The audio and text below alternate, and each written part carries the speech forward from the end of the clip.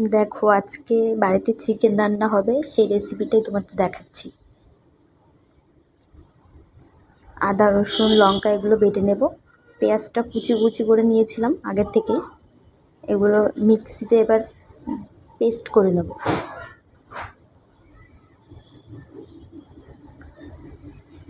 একটু জল দিয়ে দিলাম সামান্য।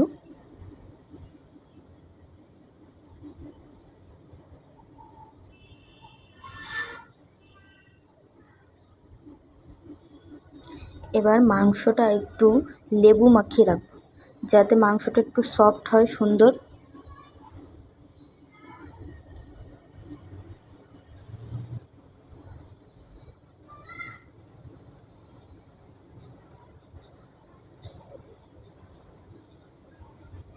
এবার সুন্দর করে মেখে থালা দিয়ে কিছুক্ষণের জন্য ঢেকে রাখবো।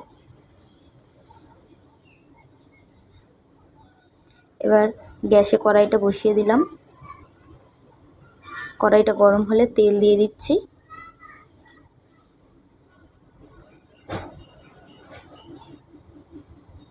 এবার আলুগুলো ভেজে নেব। সাথে কিছু পেঁপেও নিয়েছিলাম, কাঁচা পেঁপেগুলো দিয়ে একসাথে ভেজে নেব ওগুলো।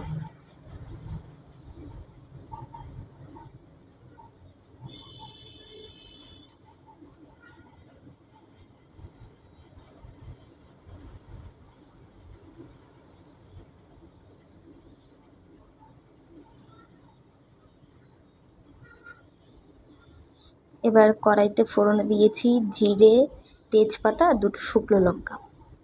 ভালো করে এগুলো একটু ভেজে দিয়ে দেব কুচনো পেঁয়াজ। পেঁয়াজটা ভালো করে লাল লাল করে ভাজতে দিয়ে এবার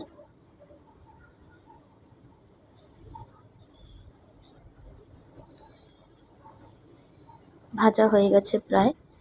এবার দিয়ে দেব ওই বাটা মশলাগুলো, আদা রসুন লঙ্কার পেস্ট। একটু ভালো করে নাড়িয়ে নেব। এবার আগে থেকে গুলিয়ে রেখেছিলাম হলুদ, জিরের গুঁড়ো, ধনের গুঁড়ো, সাথে একটু গরম মশলা গুঁড়ো, সেটা এবার দিয়ে দেব। দিয়ে ভালো করে একটু কষিয়ে সুন্দর করে লাল লাল করে যে ভেজে নিয়েছি মশলাগুলো, তেল ছেড়ে দিয়েছে। দিয়ে দিচ্ছি একটু লবণ, সামান্য একটু জল দিয়ে দিয়েছি। এবার মাংসগুলো দিয়ে দেবো।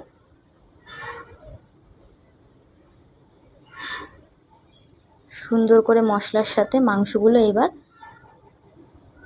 কড়াইতে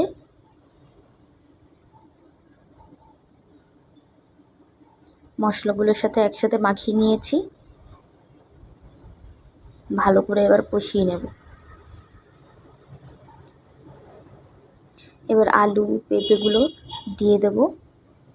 এবার পাশে একটা ছোট্ট বাটিতে আমি গরম জল করে রেখেছি।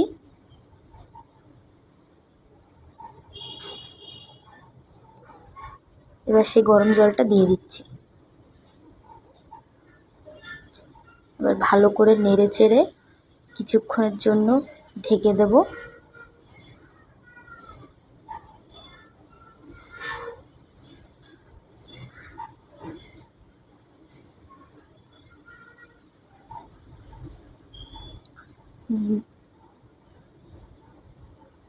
এবার দেখব আলুটা সিদ্ধ হয়েছে কিনা। সুন্দর সিদ্ধ হয়ে গেছে আলুটা। এবার কিছুক্ষণ হচ্ছে কি কড়াইতে ঝোলটা একটু শুকিয়ে নামিয়ে ফেলবো।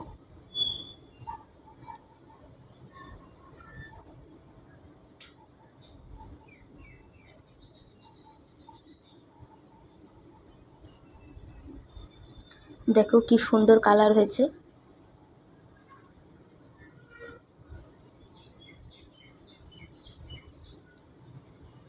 এই দেখো, সবাই একটু লাইক কমেন্ট শেয়ার করে দিও যদি ভালো লাগে।